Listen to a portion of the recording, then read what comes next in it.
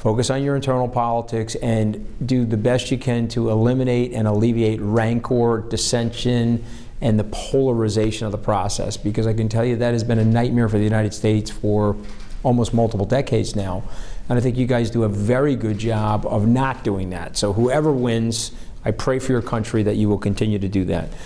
Secondarily, as it relates to President Trump, I think it's very clear, you know, whether your intelligence service is telling you this, or your diplomats are telling you this, or your own eyes are telling you this, that there's something very, very seriously wrong. And so that level of instability and that level of narcissism is going to require you to work with his intermediaries, best of your capability, and try not to get into his field of vision, because he has such low self-esteem.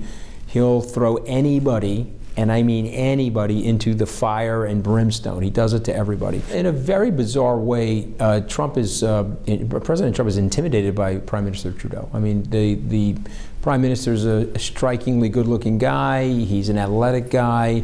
Donald J. Trump is the opposite of all that. You know, he's like morbidly obese, and he looks terrible, and so there's an intimidation factor there. Trust me, I know this guy. And so that's one issue. That's why he has to hit your Prime Minister on his Twitter account, and he has to try to do that. Remember, if your self-esteem is as small as a small pigeon, then you're viewing everybody else through that prism, and so you have to hit those people so that you can bring them down to where you yourself feel about yourself. Otherwise, you're always in an unstable position. They stayed behind the sidelines. There can be no co-stars. You know, there's a light behind you that's shining on me.